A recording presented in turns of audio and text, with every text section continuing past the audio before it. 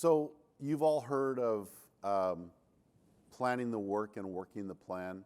So there's a lot of thought that goes into the practical application of understanding what you want to accomplish, and part of that is understanding the customer journey.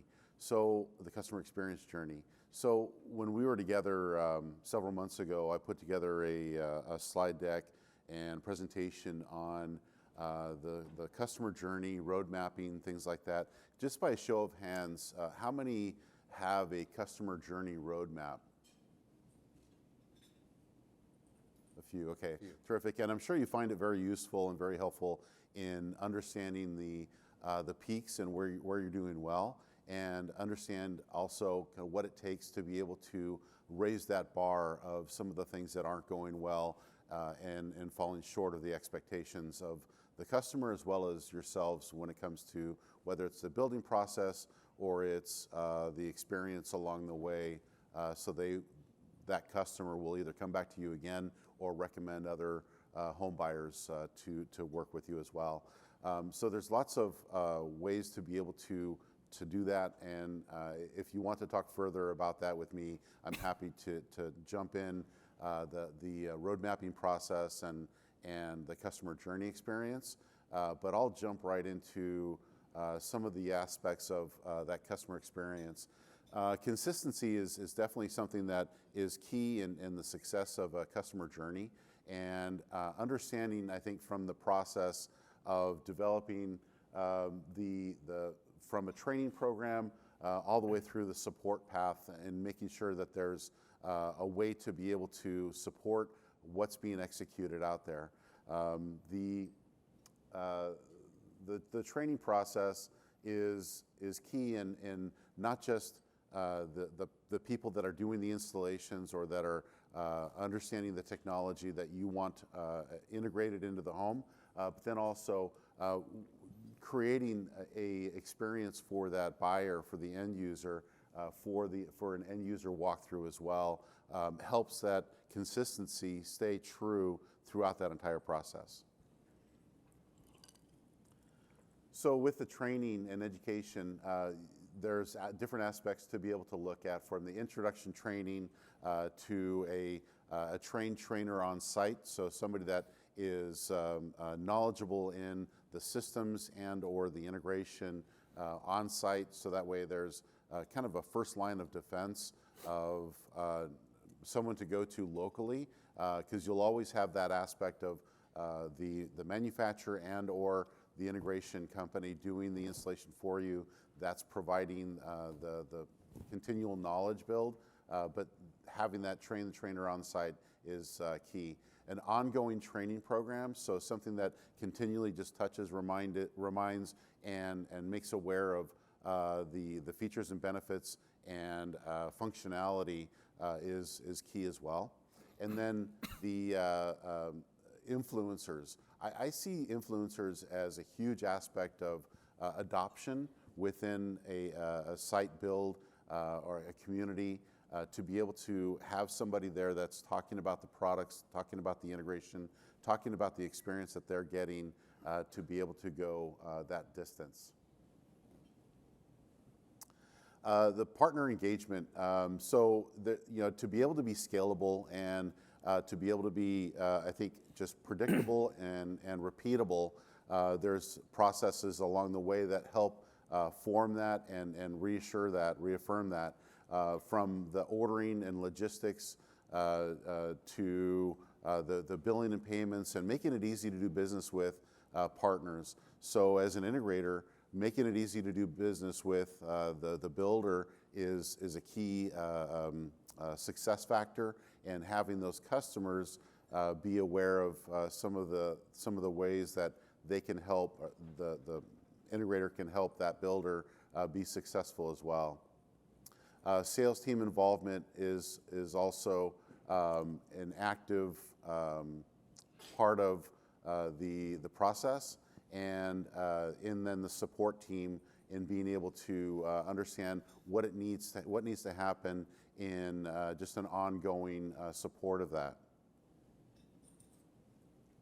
So managing, coordinating, collaborating, and training and managing are all key success factors in the proper planning and execution, and pieces of the pie to be able to make sure that you get right the first time and continue to manage along the way. Okay, great. Thank you, Mike. Anybody have any questions about the process that Mike has put in place there? No? Okay. You guys are, either breakfast was really good and everybody's feeling it, or all right, so we're gonna, if we could slide that down to Nick. All right, Nick's gonna talk a little bit about his process as well, and what's going on at Home Pro and how it applies to the front end process. Absolutely. So contextually, Home Pro, we are a statewide in Texas integrator, so we'll wire somewhere around 30,000 homes this year. We're low voltage and electrical, so we're a little unique in that we can also offer, or a lot of our technology consultants are cross-trained in electrical as well. So just a little bit about some of the marketing and how we present this information.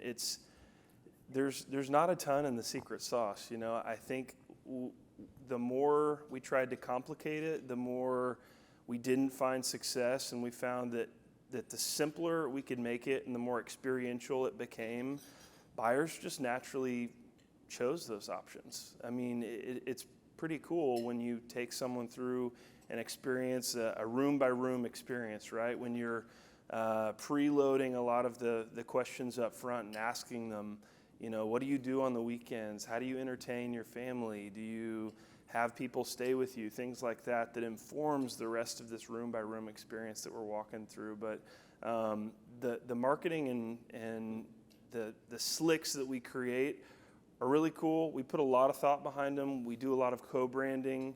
But honestly, that's probably second fiddle. And I would probably recommend that, you know, that's used when we're not able to be there, because partnering with an integrator, like what he was saying, that's going to be there to train and support the program is probably key.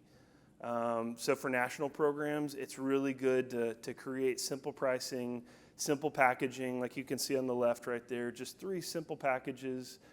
Those might even be same price on all of them, so that way it's really easy to understand. And in that scenario, we actually aren't meeting with the buyers, but we are partnering with that builder, so to put packages together that we think that our data shows that they're going to pull. Some of the other, go ahead. So Nick, if you can, when you first meet with a builder, right, and a builder has questions about the process, what technology they should put in, why they should put it in, can you give us sort of an overview of what those meetings are like when the builder may not necessarily be convinced or has never done technology before? You know, what kinds of things are discussed in the room at that point? I think my first question when I get that, because that's kind of like turning on the nozzle, that Yep. there's a lot of answers to that, because there's a lot of really great technologies here at the show and that are even not at the show. But the first question that I usually ask is, are you going to be willing to market this program? Are you going to be willing to let us support your sales staff, support your sales counselors? Because while sales counselors are great, they're great at selling homes. Let us provide that value add, that leverage to support, creating the sizzle around the home, the pieces that they might not care or understand how to work, where we can come in and partner with them. So that's kind of the first question I ask them. Hey, are you willing to go and market this? Because if you're not, save your dollars for something else, But it definitely sets you apart, especially now when we've seen, numbers drop. The technology is probably more important than ever. I've gotten more calls from builders in the last 3 months trying to figure out, okay, hey, sales are down. That conversation we've been trying to have for the last 2 years, let's finally have that. Let's talk about it. How can we market this? How can we create a program around it? And from there, it kind of stems from personal experience, right? When I talk to one builder, they might not have, the same experience as another. And so to them, networking might be important, or they think their buyers might like networking. Some might really like the multi-device approach, and we'll go that way. So there's not a one size fits all, but it is a lot of, hey, what do you think your buyers are going to go for? And we have a lot of data to back, up what we recommend. So Great. these are just some of the pieces that we've done. Again, marketing is a great piece that allows us to communicate and define things when we aren't there. So again, top left, you've got some packages that are very simple.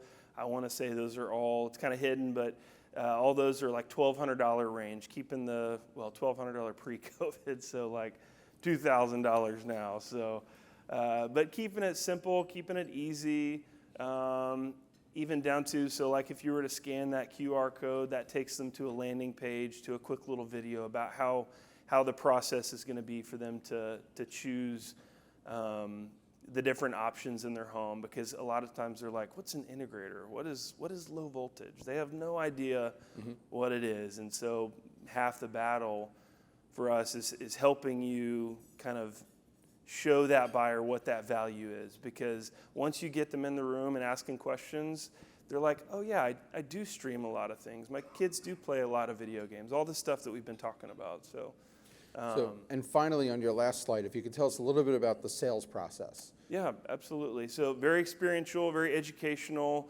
So a couple things there. So the one on the right is probably one of my favorite wire walls, because a lot of buyers come through and they're like, you know what, I'll mount that TV later. Well, this allows them to see how difficult mounting that TV later is going to be, and it just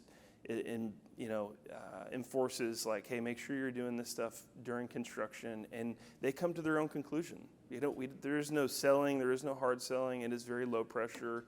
It is offering what it is and moving on. And even so, maybe 2 or 3 years ago, we invested in kind of a VR style program, to where we'll take, if you have a media room in your plan, we'll map that in VR really quick. It's actually really easy to do. We'll throw a couch in the back, a screen on the front. And similar to what we were talking about with the home workspace and putting people in that space, VR does exactly that. We saw our take rates for turnkey media rooms literally double in the first month that we rolled VR out. And all it is I wish I could show you, but they're putting it on and they are in their actual media room. And the biggest thing we get is, hey, that 55-inch is good, I'm gonna go with that. Well, we can snap a 55-inch on the wall, and then I can put a 110-inch, and almost every time they're like, okay, I'll go with the 110.